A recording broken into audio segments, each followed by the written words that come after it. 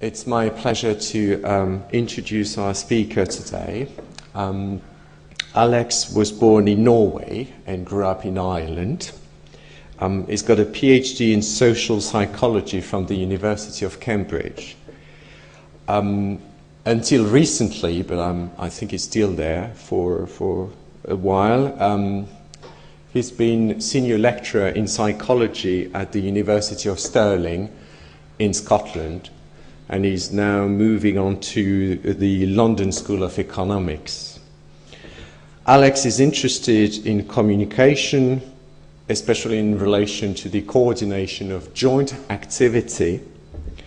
And he studied, amongst other things, I mean, if you go to his website, you'll see all these publications and activities. So he studied misunderstanding, trust, distrust between groups, but also internal dialogues and the social resources that are used to solve problems of action.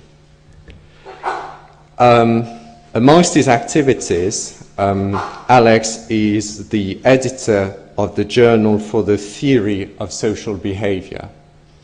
Again, if you go to his website, you'll see a very impressive list of publications. I'll just mention one book that he published, which is called Becoming Other, which was published in 2006, and I would definitely recommend reading it for the questions we are here today.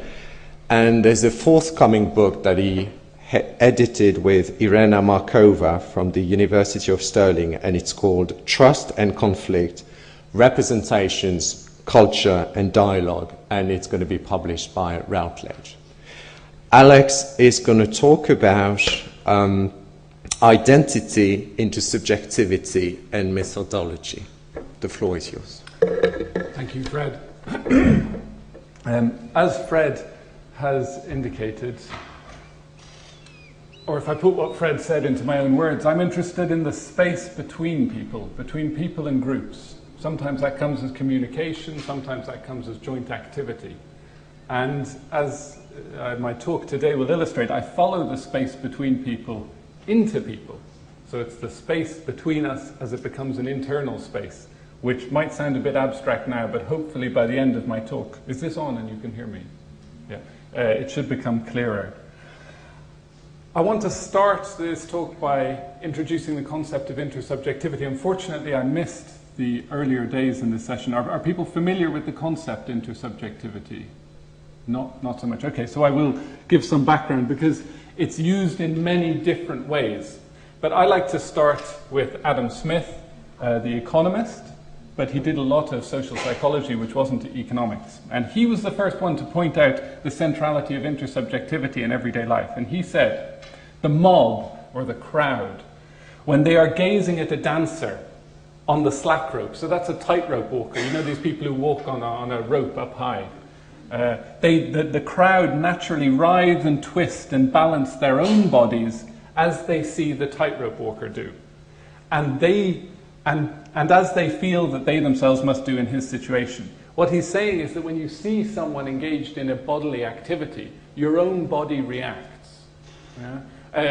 Has anyone been to the sort of 3D IMAX movies which have become popular? Yeah? You know, so you take off the glasses and you look at everyone else. And what everyone else is doing is they're reacting to the film. And even interesting studies have shown that depending on who you identify in the film, your body moves in accordance with that person. So if you're watching a boxing match, yeah, your body moves with one of the protagonists. And that's the person you're identifying with. And this is a uniquely human phenomenon.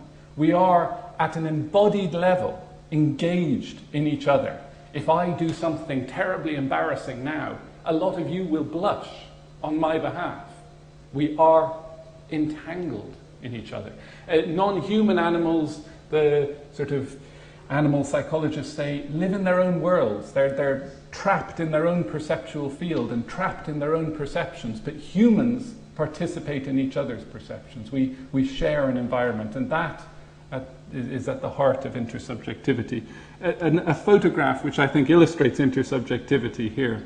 This is a baby and a father, and the baby is getting an injection.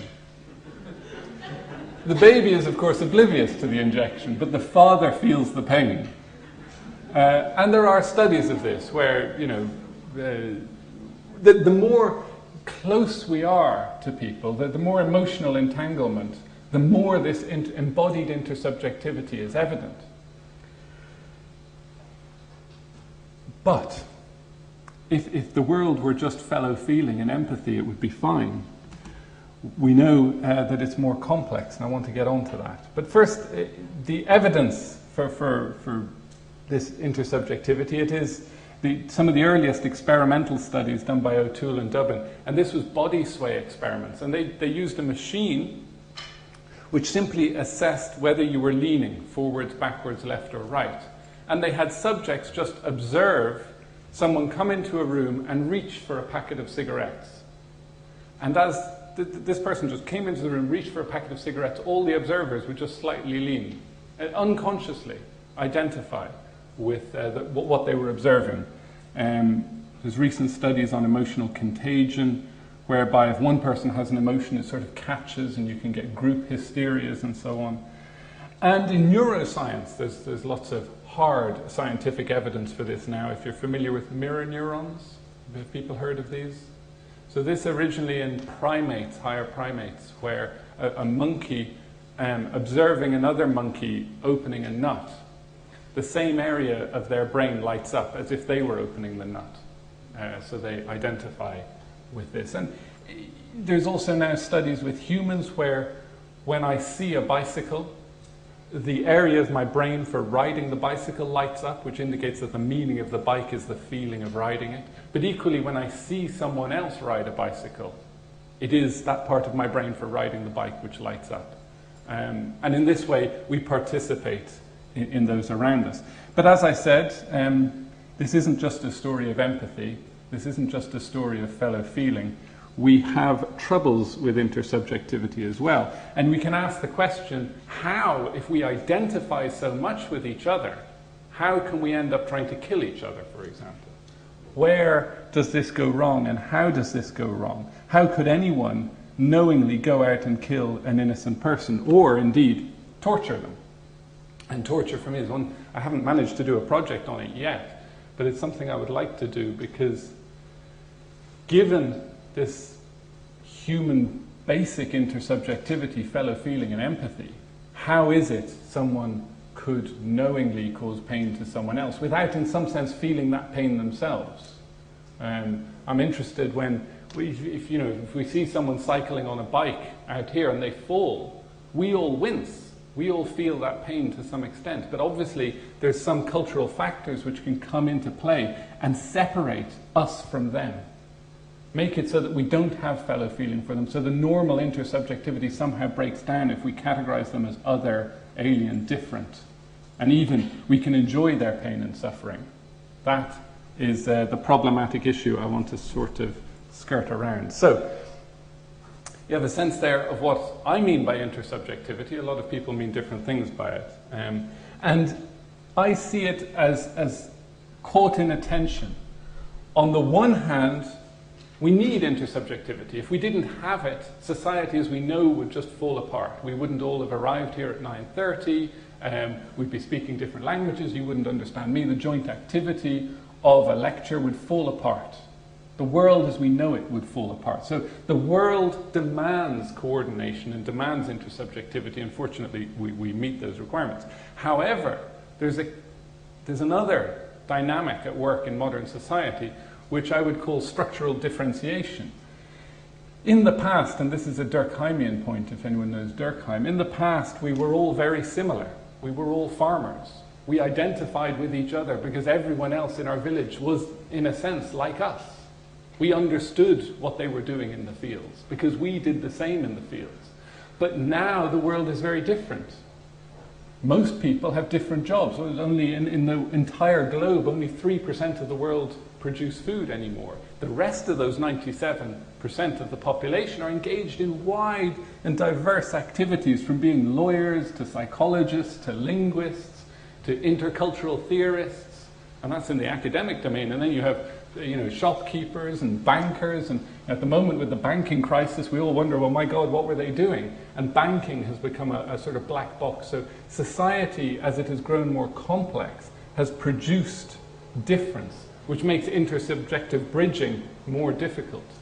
That's what's happening in society. But we also have dynamics of globalization, where religions, which formerly were geographically separate, are now overlapping and coexisting. Cultures, which were formerly separate geographically, are coexisting. So there is a meeting of difference and the creation of difference simultaneously, which is pulling at the threads of intersubjectivity. So we have a tendency towards creating, if you like, gaps between people and groups, and the necessity that we all coordinate. And these two elements fascinate me. And I think identity arises in this space between similarity, intersubjective empathy, and the difference which we're constantly creating and reproducing, where we try to position ourselves in relation to others.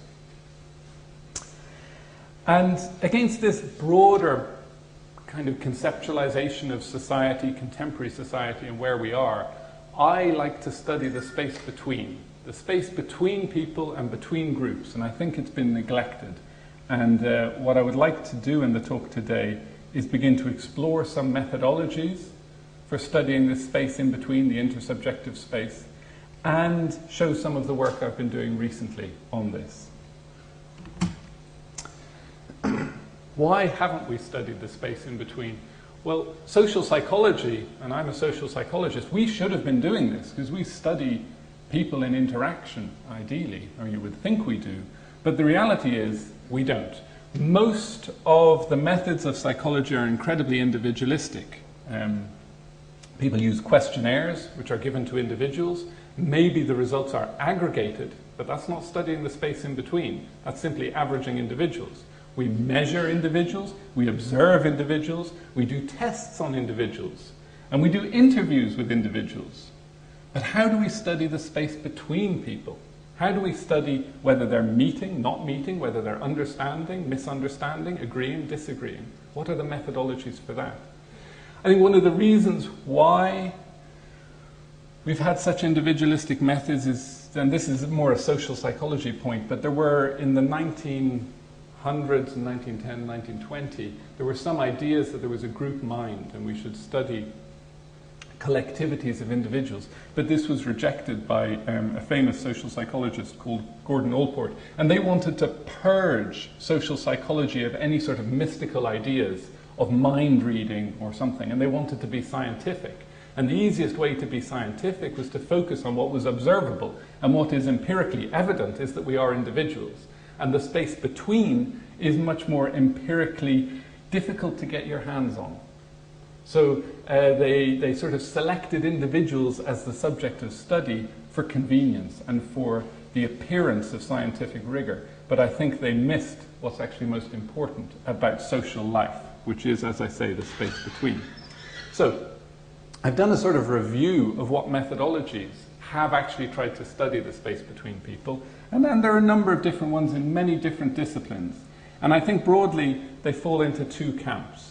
There's a number of usually quantitative questionnaire methods, which are, I would call, comparative self-report. And I'll explain those and what's good about them and what's problematic. And then there have been some interesting qualitative studies where people have observed interaction, normally verbal, discursive interaction, and what that indicates about intersubjectivity. So I'm going to review both of those, take some lessons from that, what's good, what's bad, how we might proceed to study the space between people, and then in the second part I'm going to focus on points of contact and some studies I've done of tourists meeting remote tribal people in northern India and immigrants in Ireland and Greece, and these points of contact between very different cultural groups. And we'll zoom in and see what happens at the point of contact. So, comparative self-report methods for studying the space between. The earliest study I can find which has used this was done by Stryker, a symbolic interactionist in the United States. And he wanted to know, he was following in the footsteps of George Herbert Mead, who argued that perspective taking was central to modern society. And he wanted to know, does perspective taking occur? Are people able to understand the perspective of other people? So, what he did, and this was his innovation, he took a questionnaire which was about family ideology, whether the family should be autocratic, led by the father, or whether it should be democratic and everyone inside the family should sort of have a vote and they should run families like democracies. This was an established questionnaire, just like any one of numerous questionnaires available today. But what Stryker did, which was very interesting, is he got everyone in the family to fill it out and then asked them to fill it out from the point of view of other people. So you fill it out as you believe it should be. Now fill it out as you think the father would fill it out. Now fill it out as you think the mother would fill it out. Now fill it out as you think your brother or sister would fill it out. And this enabled him to get an assessment of what everyone thought on the one hand, but also what they thought everyone else thought. So you're dealing with the space in between. And what he found is, yes, that he was able to compare what, for example, the children thought the parents thought with what the parents actually thought, and there is a good degree of convergence and evidence for perspective taking, although there's been some debate about it, because everyone's similar, they just project their own views on everyone else, but because they're all similar, it kind of works. But I think on balance, the evidence suggests people are very good. Incidentally, parents are much better at taking the perspective of their children than the children are of parents, and you find interesting asymmetries. But I'm not interested in the results, because the results don't interest me here. It's the method is kind of interesting, because it's one of the only examples of really studying the space in between. And I think for studying the space in between, if you want to know whether a methodology does that, I would ask the question, can you do it on one person? This method you can't do on one person. It requires minimum a dyad, and you're assessing divergences and convergences of perspective in the dyad. That was fine. Then the pinnacle of this approach, I would say, comes from R.D. Laing, a Scottish psychiatrist. And he worked with some family therapists to develop what's been called the interpersonal perception method. And R.D. Laing, drawing on James and Sartre and a number of others, said that in any interaction, whenever two people or two groups meet, there are 6 perspectives. There is, and he sort of stratified the social world in terms of 3 levels: direct perspectives, meta-perspectives, and meta-meta-perspectives. So, if we take me and you, the direct perspective is what I think, but there's also the direct perspective of what you think. Meta-perspectives are what I think you think, and meta-meta-perspectives are what I think you think I think. It gets complex. But it does mean that on any interaction, you have 6 perspectives interacting. And this is what the framework looks like. Yeah, so you can see A's, which side am I on? Okay, A's perspective on X and B's perspective on X, and what each thinks the other thinks, and what each thinks the other thinks the other thinks.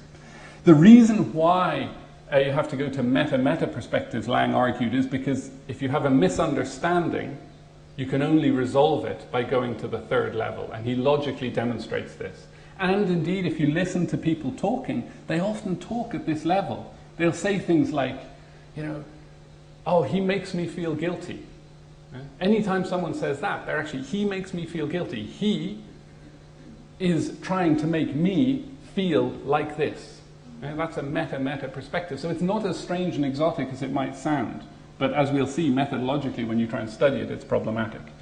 So with this framework of 6 perspectives, Laing makes an innovation, which is a theoretical one, because he gives us a language to talk about the space between people. So you can begin to compare these 6 perspectives. You can say, does A and B have the same perspective on X? Do they agree or disagree about X? It might be nuclear power, it might be whether their relationship is working or not working, it could be any of a range of things. But we can ask the question, do they agree or disagree? But you can also compare what B thinks about X with what A thinks B thinks about X. And there you're asking the question, does A understand what B thinks? And of course, because you have an actual measure of what B thinks, you can compare it with what A thinks B thinks. And you can find things like A understands B, but B doesn't understand A. or A thinks they don't agree, but actually they do agree. And you can even compare meta-perspectives and meta-meta-perspectives, and this would be something like, I think he doesn't like me.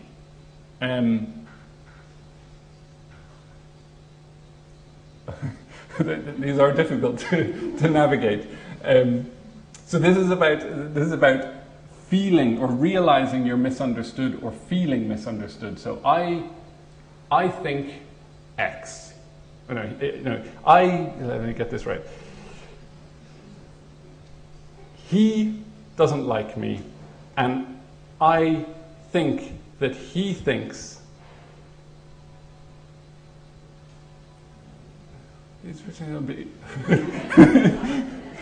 Incidentally, this is illustrating the next point I'm going to make, which is that navigating these perspectives is almost impossible. I shouldn't look at my slides. Realizing misunderstanding or feeling misunderstood is when you think X. Yeah? So I think chocolate is nice, but I think he thinks that I think chocolate is not nice. Therefore, I feel misunderstood about chocolate. That's much better. That slide is putting me off. Okay. Now, that's the space between people, but the space between people also goes within people. So, this would be a perception of agreement or disagreement, where my perspective on X and what I think B's perspective is on X. So, I like chocolate, and I think B doesn't like chocolate. Therefore, I think we disagree, even though we might actually agree. So you have internal, within the individual, perceptions, and there's perception of misunderstanding. And then feelings of being misunderstood, and so on. I don't need to go into those too much. The point is, he gives a language for comparing all these different perspectives. And this has proved useful in a number of different domains. As I said, they used it initially in family therapy, and they produced a book in 1966 called the Interpersonal Perception Method, where they go through several case studies, and it's quite good. It's been used more recently in family research, health provision, and I myself have used a version of this method when looking at caregivers and care receivers. And this was a case of people who'd had a stroke, and they normally had language difficulties after the stroke, and their married partner, and how they were, what they both thought about the stroke and so on, and what they thought each other thought, and we did the method. But we did realize it's incredibly problematic for the reason which I have not just spoken about, but demonstrated. Let's look at one of the questions which come in this questionnaire. And this is from Lang's original study, which we didn't actually use because I think it's impossible to use. How true do you think the following are? She understands me. Well, maybe we could understand, or we could answer that question in your relationships. Would you be able to answer B? How would she answer the following? I understand him. Well, maybe, but it's getting a bit vague and difficult. But C, this is the meta-meta perspective. How would she think you have answered the following? She understands me. I'm lost in that. I couldn't even begin to untangle that. So what happens is when you use this kind of questionnaire, you get answers. Because one great truth about questionnaires is people always give you an answer, but it doesn't mean it means anything. And when you analyze the results, you get meaninglessness. You just don't get anything useful. But that doesn't mean that meta-meta perspectives don't exist. As I say, if you listen to people talking in the everyday world, they often say things which are operating at the meta-meta level. And I might say, do you understand what I'm saying about intersubjectivity? You know? And we can have a discussion. You say something. I say, oh no, you've misunderstood me. What I actually meant to say was this. And we'd be negotiating meta-perspectives and meta-meta perspectives quite easily. So what we have is a theoretical framework which allows us to see something interesting, but the methodology of questionnaires can't quite achieve it. The problem is, I think, as my second point 2, which should of course be point 3, is that the assumption that intersubjectivity is open to self-report is highly dubious. I suspect intersubjectivity is something we take for granted. It's something which is and is the background against which we speak, but not something you can just internally reflect on. And this means that not just questionnaire methods, but also interview methods would be problematic. You can't ask people what they think other people think, or even what they think other people think they think. It just doesn't work. But I would say, point number one, it is a useful diagnostic tool to get a quick and dirty view of the relationship between two people or two groups. This helps you map out points of agreement, disagreement, understanding, misunderstanding, or feeling misunderstood. Okay, severely limited. Insightful, but limited. Let's move on. Let's abandon the idea that people can self-report on intersubjectivity. And if people can't self-report, then you have to observe it. You have to take the privileged observer role, and you have to say, we're going to analyze it. And here, it's mainly people who've studied discourse which come to the fore. There's a wide range of studies which I could group in here, but I want to just pick out two which are interesting. First, a work by Harold Garfinkel, who, again, coming out of the symbolic interactionist tradition in the USA.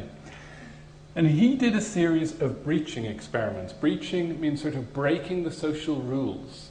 And he argued, using slightly different language, that intersubjectivity, that is the space between us which we share, is so taken for granted that it's invisible. We just assume it. And you only see it when you break it. So his methodology to explore what is shared or not shared is to break the normal assumptions.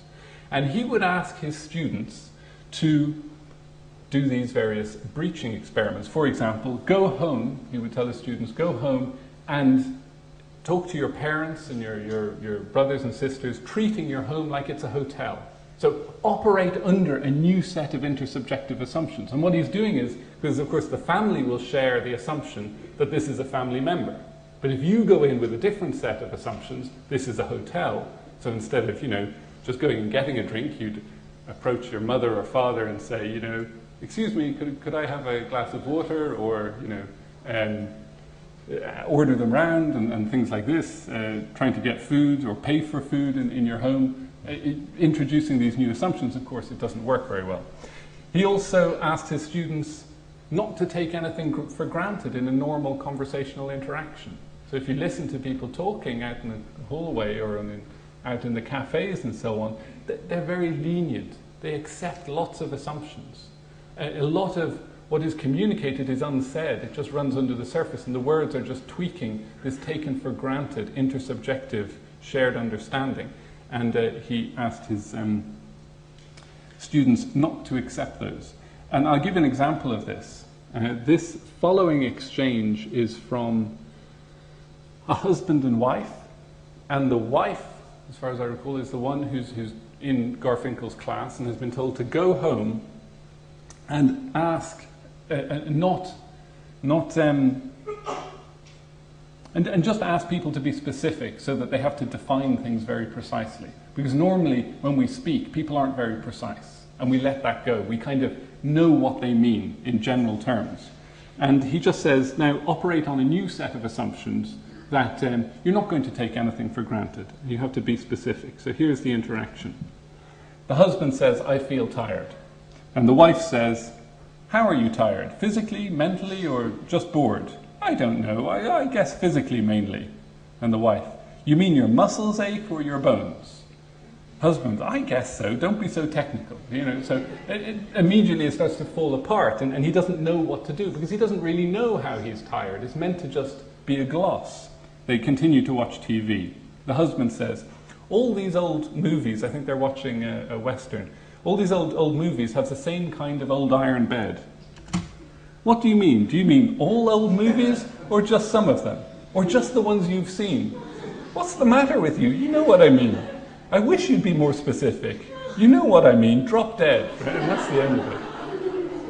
So when you violate these assumptions, it goes wrong. And of course, the husband doesn't really know what he means. He's just talking, and it's meant to be shared. We're meant to just gloss over the surface of this intersubjective structure. But when you begin poking at it and prodding it, breaking it, we reveal, or what Garfinkel reveals, with this methodology, which is fundamentally an observational methodology, is how much is shared. When we talk, we don't communicate everything. That's the point. We're not communicating about, you know, whether they're all these old movies or just these specific movies or just the ones you've seen or just this type of movie. That isn't part of the communication. That's all taken for granted, part of what's meant to be shared and just accepted. Okay, another form. So Garfinkel shows we share a lot. Another aspect to the observational studies, I take from Bakhtin, but there's a number of other people who could be put in this category of exploring this. And the point here is addressivity. Are you familiar with Bakhtin? Yeah? Yeah? No? Bakhtin had lots of insights about intersubjectivity, but he was a literary theorist first and foremost, so he was studying texts, fictional texts. And a fictional text, if you think of it, is an incredibly elaborate intersubjective structure, because one person, the author, let's say Shakespeare, manages to produce such rich characters as Othello and Edmund and Ophelia and all his different characters. Yeah? So Bakhtin is, to some extent, fascinated by how one person can dialogically energize a world of people and put them into interaction. So the intersubjectivity, which is normally between people, becomes within the author and manifest in the text. That's his, broadly speaking, as I understand it, his question. And he made several important insights in that. But one of the ones I want to take out is this concept of addressivity. And addressivity is the idea that whenever we speak, regardless of what we speak about, we are addressing someone. And the interlocutor, the person we speak to, is immanent or embedded in what we say. And I'm going to give you an example of this. This is an exchange between two people. I only have half of the interaction here, okay? And it's your job to guess who is being spoken to. Okay, so I'll read the exchange. Someone says, "What does the snake do?" And we don't know what B says. "Yeah, the same what the train does, huh?" "Yes." B says something. "And that's what the car does, broom." "And what does the snake do?" So here we have a conversation, or half of a conversation. Is anyone willing to say who is talking and who is being spoken to?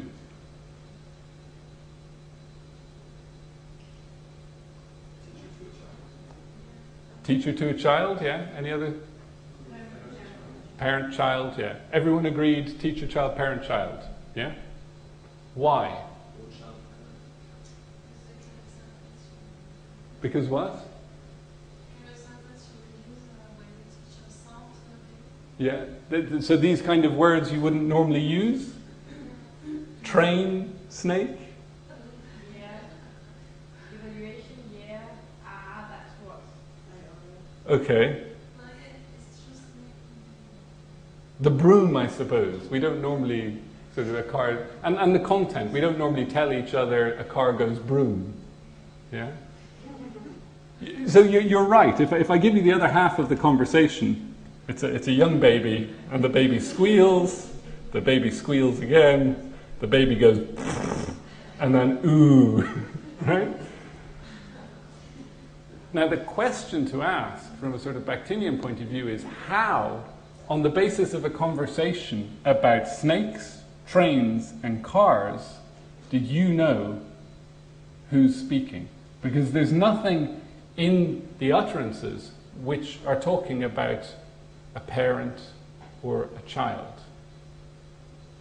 That's what Bakhtin meant by addressivity. Simply in the way we talk, the person we're talking to is embedded in what's said. We talk differently in a lecture to when we're in an interview, to when we're in talking with our own children. And if you only have half of the conversation, and even if the person being spoken to isn't mentioned, we can often read backwards. That reading backwards is an interpretive act, but it reveals the intersubjective nature of language, the way language orients to and expects a listener, even though it's not explicit. And this is why it's not open to self-report. The mother, if you asked her and gave one of Lang's questionnaires, you know, what do you think your baby thinks you're doing, kind of thing, she might not be able to articulate it. But in her actions, she does it. And even a 4-year-old child, if you ask a 4-year-old child to explain a game to a 2-year-old or to a 6-year-old, they explain the game differently. And if you ask the 4-year-old, why did you explain it differently to the 2-year-old and the 6-year-old, they don't know. This is almost like, it's like intersubjectivity becomes like grammar. A 4-year-old will speak grammatically, but they won't know the rules of grammar necessarily. Intersubjectivity becomes like that. It's something we do, but not something we can really introspect on. I want to give another example of addressivity, a bit more complex. And again, you can see, or you can test yourselves, your interpretive skills, whether you can work out who is being spoken to and what the context is. So this is the example, I'll read it. A says, "You had a fairly lengthy conversation, didn't you, on that evening of February the 14th? B says, "We don't know what." "Well, you knew at the time he was interested in you, didn't you? And you went to a bar in Boston, is that correct?" B, "We don't know." "It's where girls and fellows meet, isn't it?" B, "We don't know." "And during the evening, didn't he come over and sit with you?" A more complex case. Any ideas on the context and who is being spoken to? Very, very close. It is a lawyer. Is it a witness?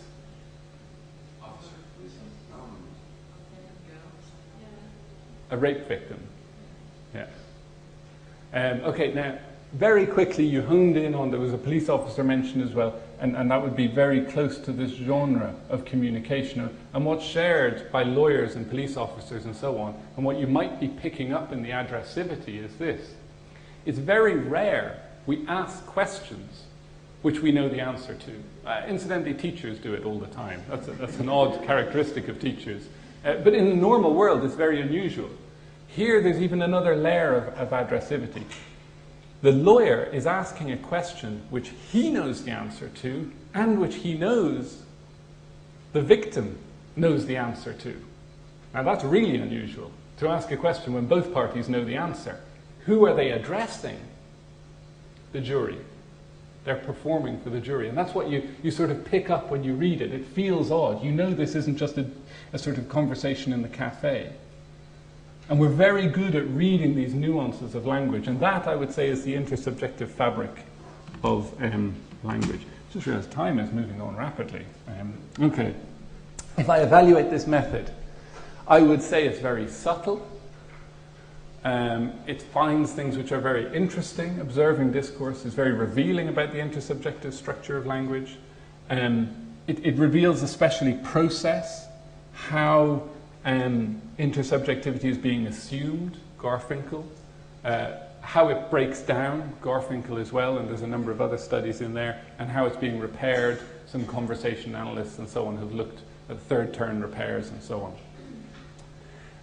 But it lacks that sort of quite clear conceptualization by Lang, the 6-perspective framework.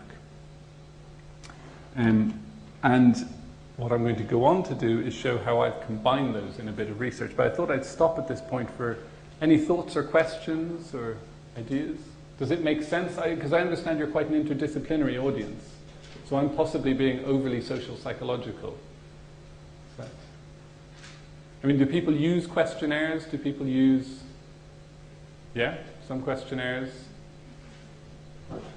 Can I have an idea, hands up, who uses questionnaires or has used?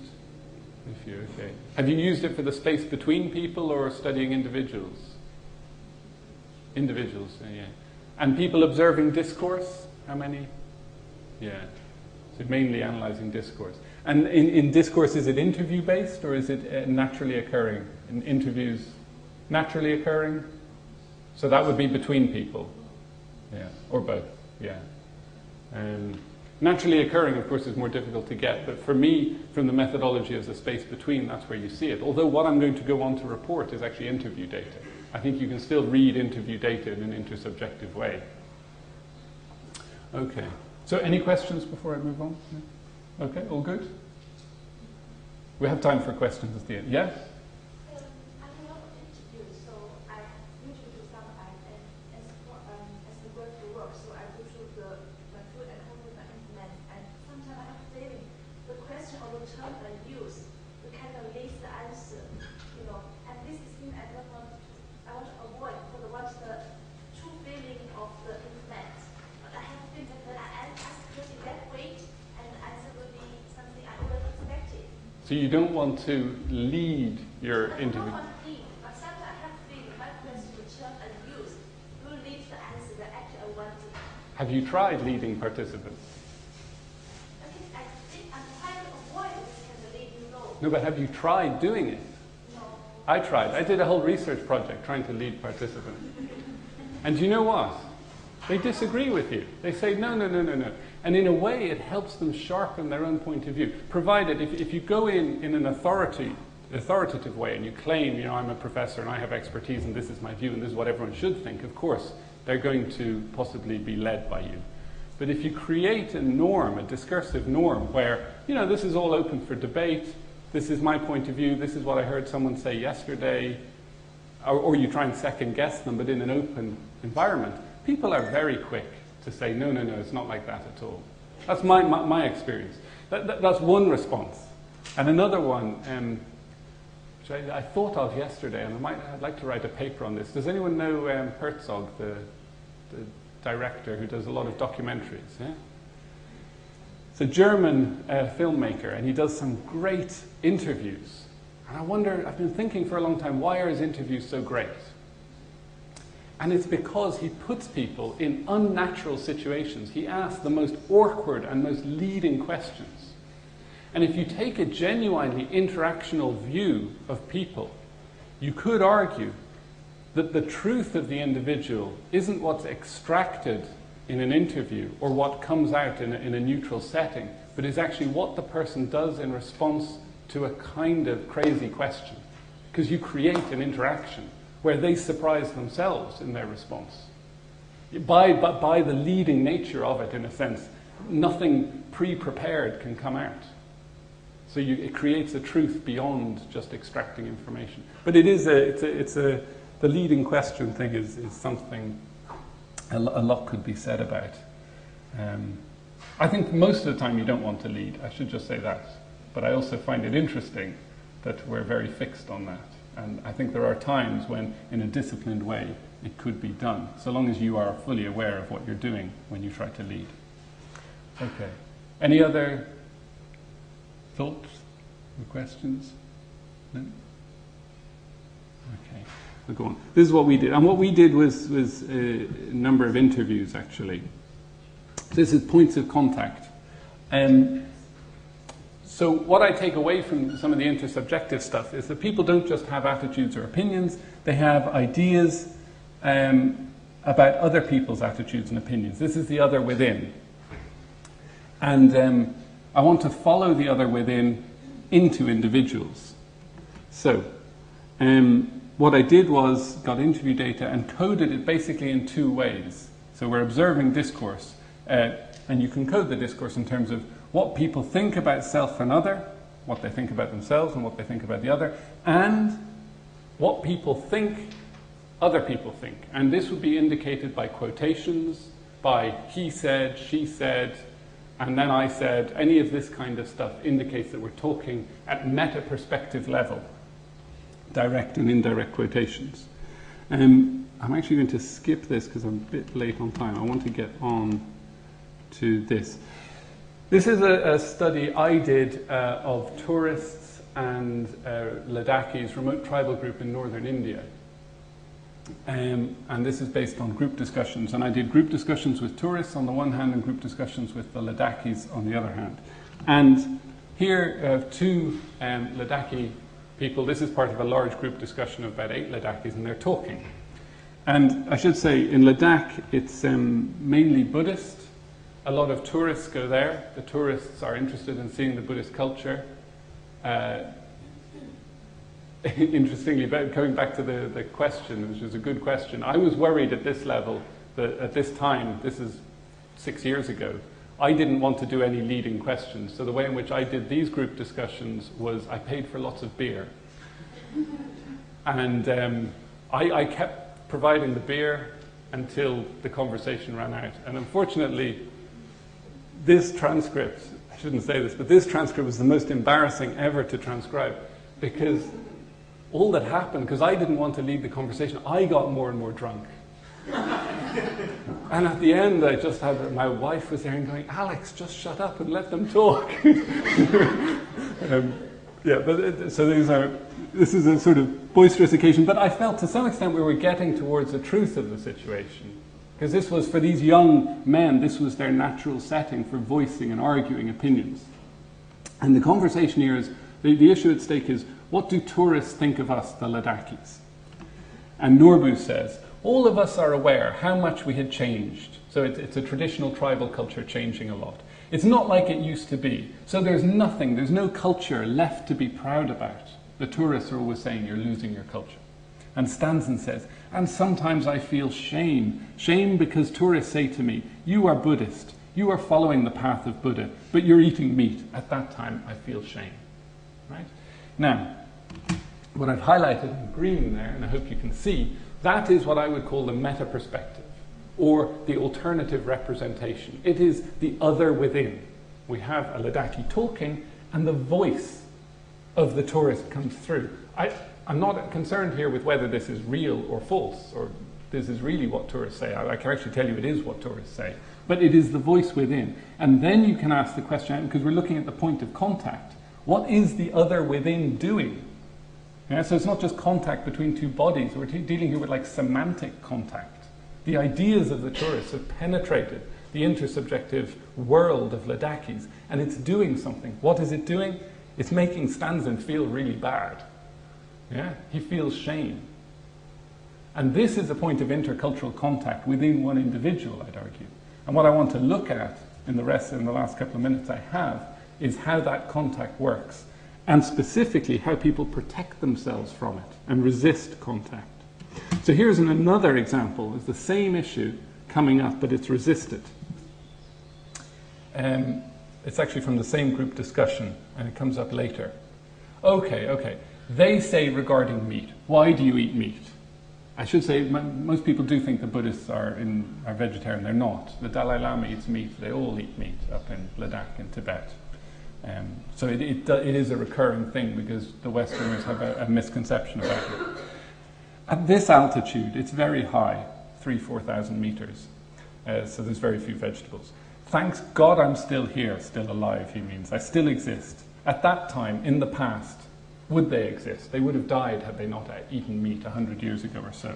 And Punchak joins in. At this altitude, how can they expect us to live at vegetables at this altitude? Sonam continues. It's only possible with meat. And they say, okay, you had less vegetables then, but now you can eat vegetables. They come from Srinagar and Manali and Delhi. But the tourists can live without alcohol also. So, where is the alternative, the other within? It's here in the green. Why do you eat meat? Okay, you had less vegetables then, but now you could get vegetables from India. And you see that at the first part, the voice of the tourist comes along. It's resisted by arguments about altitude. In the past, we didn't have vegetables and so on. But those arguments are insufficient. And all of a sudden, the tourist's voice comes back as if it's a real dialogue, saying, okay, maybe in the past you had an excuse, but now you don't have an excuse. So it's a kind of returning internal voice, which is difficult to silence. And what interests me here is that this time Sonam doesn't feel bad, and the group doesn't feel bad because of the last turn. The last turn here is like an ad hominem argument. It undermines the tourists. They can't judge us because they themselves are being hypocritical. They think we shouldn't drink, they think we shouldn't eat meat, but they eat meat and they drink, and therefore it all falls apart.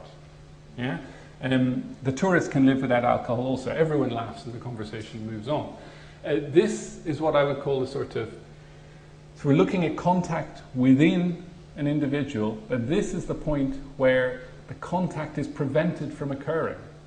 That the ideas of the tourist don't make Sonam feel bad because he protects himself by undermining tourists. And I want to look a bit more at that in other contexts. So What was highlighted in red there, I would call a semantic barrier, a barrier protecting internal intercultural dialogue, if you like. Another example from, this is from O'Sullivan Lego, Ria, who did a study about refugees in Ireland. The Republic of Ireland has had a lot of refugees in the last sort of 8 years. Previously it was a very homogenous culture, and in the various Euro surveys of racism, they score very high on racism. And this, what I'm about to present to you, is quite a racist comment, or not racist, but it certainly indicates a huge degree of discrimination. Right. This is Aiden, an Irish national, and he's resisting all the refugees which are coming in, and he doesn't want to talk to them. He says, I just don't like to talk to most asylum seekers. Like, especially, you know, most of them are either on the run from the law in their own country, and if they go back to their own country, they'll get prosecuted for this or that. And our country doesn't wonder why they're so afraid of going back home to their own country. Oh, they'll probably get killed or something like that. You know, they make up all these excuses. Now, the point of intercultural contact, if you like, is here. The voice of the asylum seekers comes into Aiden's discourse as, we'll probably get killed if we go home. Now, normally you would have thought that's quite persuasive. You would have thought, well, if they're going to get killed, we should listen to that and we should support them and help them not to get killed.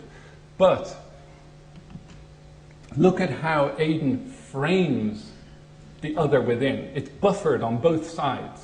He leads up to it with, they're on the run from the law. That's why they say this. They say, we'll probably get killed, because if they go back, they'll be put in prison for legitimate reasons. And ends by saying, you know, it's all just excuses.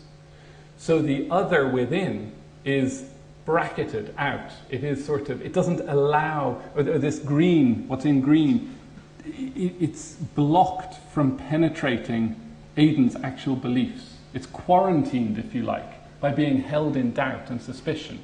It's sort of, they would say that, wouldn't they? And therefore you can ignore it.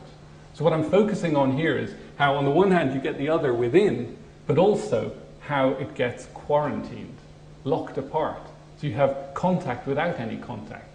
He hears what the asylum seekers are saying, but he doesn't change his views at all. He manages to block it out. One last example. This is from a study by Irene Kandanaki, who's from Greece, and she was studying immigrants in Greece, and we analysed some of this data again together. And here, there's group discussions with immigrants, mainly from Latin America and Africa in Greece. And what they encounter often is stigma. And how does the voices, the stigmatizing voice of the other, penetrate their discourse, and how do they resist it? Lisette says, sometimes, let me tell you, so these are all women and they're laughing about the joking about the stigma and racism they receive. Sometimes, let me tell you another story. Because of the work that I'm doing, they used to invite me, this is the Greek people, used to invite me like a white man, a Greek man, to go to a restaurant and eat. So it's a date of some sort. When you go there, they would look at you and look at the Greek man like, what is this? So the Greeks are looking at the other Greek man saying, what are you doing taking this foreigner for a date? And they would feel bad about this. Saida says, yes, they look surprised. I don't know why. Asha, yes, crazy people, Lisette. And one funny thing I have to tell you, these Greek people, they believe we're possessed by the devil. Many of them ask me, read their palms or coffee cups. They think we're possessed by the devil. So here you have the voice of the other, the Greeks. And again, I'm not saying anything about whether this is really what Greeks think. This is the voice of the Greeks inside the immigrants. So it's the point of cultural semantic contact. And you have the stigmatizing, what is this? Why are you dating this foreigner? And they're possessed by the devil. But again, look at how it's couched in such a way that it doesn't make Lisette or Asha feel bad, like Sonam or Norbu, I forget who it was, felt bad. The Greeks are undermined as being crazy, crazy people, and therefore you don't have to listen to what's being said. And you also have the language of, not that we are possessed by the devil, but they believe we are, and they think we are. And that kind of language sort of takes the other within and again quarantines it, sets it apart so that you can engage with it, but not really engage with it, not be transformed by it. Now, of course, in this case, given the stigmatizing representations, they are actually protecting themselves. So, I'm coming to a conclusion here. What I've tried to say is that with intersubjectivity occurring at these different levels, we can analyze discourse, group discussions, interviews, and look for the points at which the voice of the other comes up, meta-perspectives and meta-meta perspectives in quotation marks. And sometimes there you see intercultural contact, and you have a question of, are people going to be influenced by the other? Are they going to capitulate to the voice of the other, feeling shame that they are eating meat? Or are they going to resist it? So here is really where the ideas of one group meet the ideas of the other, and they're being resisted and fought out. And I think it's interesting that we live in a world, going back to the introduction, we live in a world of so much plurality, so many different points of view. We have to almost protect ourselves from alternatives. We can't be open to alternatives all the time, otherwise we just become like bits of blowing in the wind. Our identities would be unhinged. So we often dismiss things. And I think there's three basic ways in which we protect ourselves from the other within. We bracket. This is, they think, they believe. And that's bracketing. When you use quotation marks, when you do any of that, you're setting it aside. It's not what I think, it's what they think. Undermining the motive. Most of them are on the run from the law. Once you undermine the motive, and this is what comes up in some of the work we've done on trust, if you distrust someone, if you distrust their intent, whatever they say can be ignored. It's quite an interesting state. If you distrust them, regardless of what they say, you can just say, I don't believe you. And it doesn't have any impact on your own beliefs. Because when people say things, it should have a transformative potential. It should make you question yourself in some way. But of course, often people don't want to change. And so it's easier to distrust than trust, because if you trust them and they say something uncomfortable, you have to listen. And the third is a sort of ad hominem, an argument against the person, or stigmatizing argument. And this occurs quite a lot in the data we've analyzed, where the other is quoted as saying something, it's uncomfortable, it has negative consequences, they try to deal with it, but they can't silence it. And then someone says, oh, well, they can't live without alcohol also. They're as contradictory, or they're being hypocritical, or they're crazy people, or and so on. And that, of course, means you can then just ignore whatever they've said. So what I'm interested there is intercultural contact on the one hand, but also how you can have, if you like, contact without contact. So in conclusion, people don't just have attitudes or beliefs, they have ideas about other people's beliefs. We live in a world of plurality. The world is intersubjective. I have done interviews with people, not about what they think, but what they think other people think. You can do 2-3 hour interviews on just what we think other people think. The case I did was Tibetan medicine. Yeah? So I interviewed, this was in the research I did in Ladakh, where there's a lot of Tibetan medicine people there. And I would find a tourist who doesn't believe in Tibetan medicine. And I said, oh, I would never go to a Tibetan healer. I say, that's fine. I'd just like to talk to you about what you think they think. You go, oh, well, I don't really know what they think. I said, oh, well, let's just start. I'll buy you a beer, And of course, 2 hours later, they were still talking about what they thought Tibetan medicine was about. And they would have elaborate ideas. Now, of course, it's not accurate. They're drawing in lots of knowledge from films and all these sort of things. But nevertheless, I think we've grossly under-examined that aspect of what we don't believe. We've really, social psychology especially has been so fixated on attitudes. What's your attitude? But what about all the other attitudes I know of which I disagree with? That's a huge part of me. It's how I'm positioning myself vis-a-vis other people. And I think we need to study that. And the moment you begin studying that, you're studying intersubjectivity, because you're studying what we think other people think. And one of the things in this talk, and I think is great with a summer school on intercultural contact, interculturality, that's where you're at, and I think that's great. Intercultural contact occurs between people, of course, but also within, because we shouldn't just be trapped by the bodies coming into contact. We should also see that these are perspectives and ideas, and that after an interaction, we take away the words of the other, and they sometimes echo and reverberate in our own conversations and thoughts afterwards. And just because I can repeat what the other has said doesn't mean I've been influenced by it.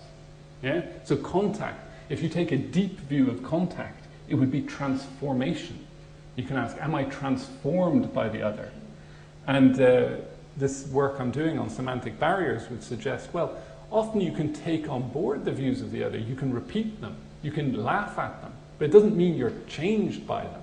We have some way of engaging with the other, addressing the other, talking to the other, even elaborating their point of view, but actually not being transformed by it, because it's all couched in that language of they think and they're crazy and so on, and you're distant from it. And what kind of intercultural contact is that? So that's my recent interest, contact without contact. That was my attempt to summarize it. That's all I had to say. Thank you.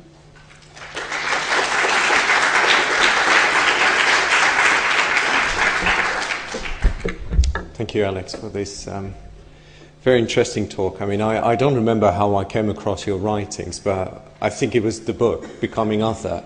And I'm a linguist myself, and, you know, I work with discourse analysis, and I'm highly interested in dialogism.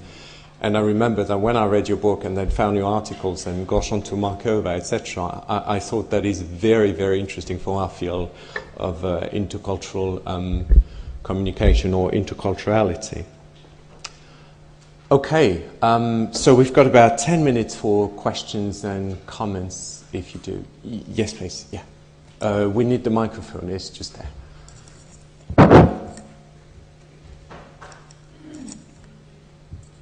Hello, can you hear me?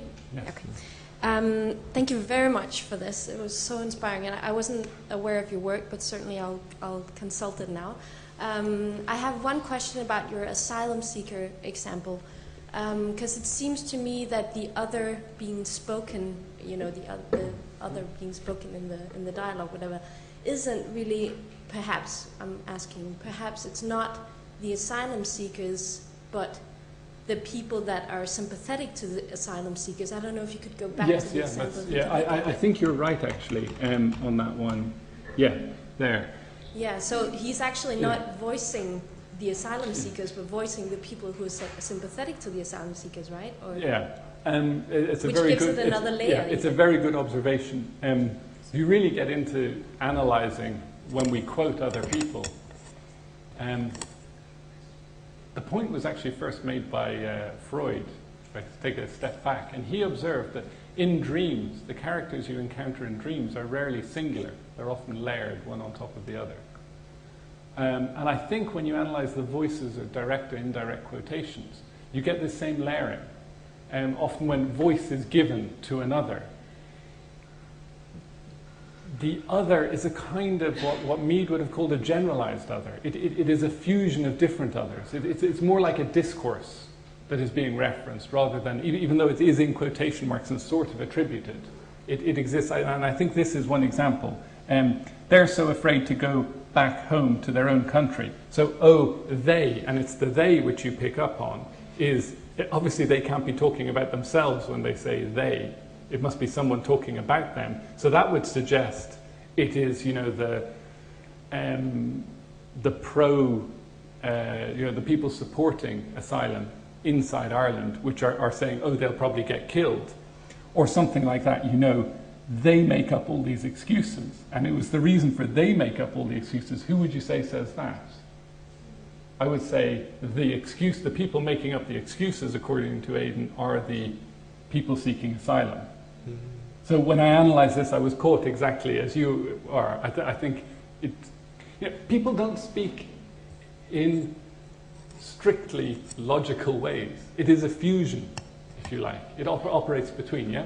But I think maybe it's also a kind of double position. It's an argument about arguments, and keep thinking about Billy and his ideology and opinions. And all that. There's kind of a deliberation between opposite positions within the debate about asylum seekers. Yeah, so definitely. It is. It's a discourse. Yeah, they're taking positions, or this person is taking position, and that's what I meant. It is a discourse. There is a discourse of they'll probably get killed if they go home, and there's a discourse of they would say that because they're you know, they've done something illegal at home, and the person is trying to reconcile these. And often, and this is often how perspective taking occurs, we don't actually understand the other. Like now, you mentioned billig, and immediately I attribute to you a whole load of billig knowledge. But it's not that these are your ideas, it's billig. It's the discourse of billig, which I have just sort of in my mind shot into you, if you like. And this is how we work. So we take discourses and we sort of materialize them in people. And it operates between that. But a good insight, I would agree. Mm-hmm. Yeah, Claire, please. You mentioned Werner Herzog. I think you mentioned Werner Herzog. And maybe you were referring to The Cave of Forgotten Dreams, the latest movie. But anyway, he certainly does provoke through outrageous questions. But of course, all this is done for the camera. Yeah. So my question now is, in your model of intersubjectivity, can you say a few words about the role of the tape recorder as the invisible other factor in the triangle? Yeah. So this goes back to the good question earlier on about leading and non-leading questions in interviews and group discussions. And I went through a whole sort of thing. Interviews I thought were a bit too leading, so I moved on to group discussions with tape recorders. And I felt as well, you know, that this was setting a very formal tone. And I decided at the end of the day, what I want to do is sample as close as possible naturally occurring discourse between Ladakhis and tourists. And that's why I ended up buying people beer and food and whatever they thought was whatever they wanted to do, I would kind of support it. And often still you'd get references to the tape recorder, you know, delete that from the record, or you know, all this kind of stuff. And I think that's kind of inescapable. Because ethically we can't sample naturally occurring discourse without people knowing it. I think, you know, I've spoken to a number of researchers about this, and there is actually an ethical dilemma, because some people will defend this by saying, well, you know, if you see people in a group discussion and the discussion gets heated, especially with a bit of alcohol maybe, people forget the tape recorder's there. But of course that raises an ethical dilemma that if they're not knowingly participating, and this is something we fudge actually in research a lot. I would take, my view would be more, a bit different. My view would be who we are isn't something essential or fixed. We do vary in different situations and contexts, although there's a thread of continuity. But the interview setting, with a tape recorder, with a group discussion, whatever, even a questionnaire, is real. It's not real. And whatever someone does in that setting is that person encountering that setting doing something. And the task, it's not that that data is false in any sense. It's simply the interpretation of that data which might be misleading. So if you interpret that data as a divination of the truth of the individual, well, then that's wrong. It's not. It is what they did in this situation. So if you understand it in its broader context as, here was someone, I put a tape recorder in front of them, they thought I was having this point of view, you know, and you analyze it relationally, then I think you can overcome those aspects. So, yeah. Yes, but then your lens dimension is no longer 6, yeah. It's 7. Exactly, yeah. Yeah, although that comes out in the analysis process. But I would always do, when doing that kind of analysis, analyze what they think of me. So Lange's is 6 because it's dyadic. But I would completely agree with you that actually it even multiplies more because you have 3 direct perspectives, but each meta perspective there's 2. Each party has 2, so it goes way more than 7. I think it's up in 16 or something, and gets incredibly difficult, and that's why that methodology is difficult. But here is where I would actually prefer, and increasingly I like, naturally occurring data. I think it avoids some of that. But I also don't think we should be too worried about the researcher. It's just something we have to be aware of. Yes, please, Mike. Oh, the mic is just here. Yeah. Thanks. Great talk, Ian. And I think, as Fred said, there's a lot of resonances for those of us who work in discourse analysis. Your semantic barriers, to me, there seemed to be like an underlying kind of argumentation structure which you could sort of, as it were, track through the talk. So, I mean, in a sense, sometimes I think people talk about discourse in a rather monolithic way. You know, there is these discourses banging, you know, bouncing against each other. It's interesting to track them in, you know, the detail, if you like, and the way, you know, the connections, how one, the accumulation of a position, if you like, through talk. Yes, and I think all discourses in the modern world imply other discourses. A monolithic discourse doesn't really exist anymore. No, it's the way of talking about it. It's not that it's monolithic, Yeah. but there's the kind of theoretical take on it is sort of, you know, it's a chunk, you know, rather than something that has a kind of a more complex internal sort of organisation, I guess. It has, I think, the internal organisation is often where discourses have, I would say, and in the modern world we have to encounter other people with other ideas. And in order to communicate them, in order to even, so I know you're a linguist, so I have some idea of, you know, ideas of linguists. We could do a Lang thing on this. Yeah, we could. And what you'd find is that my idea of what linguists do is very impoverished. Mm-hmm. It is like a straw man of sorts. But I need it in order to even be able to address a question to you. Otherwise I wouldn't even know which angle to go in. And so these ideas we have about other people's ideas are actually the basis of interaction. Because otherwise we wouldn't begin interacting. Because we have to assume difference in order to begin communicating. Otherwise there's nothing to say. And these ideas we have about other people's ideas are the seeds which make us believe in there is difference out there. Whether we choose to engage with that alterity or whether we block ourselves off from it is the question which I suppose interests me. Yeah. Right, and we take one last question or comment from Mike. Mike Byron. Yeah.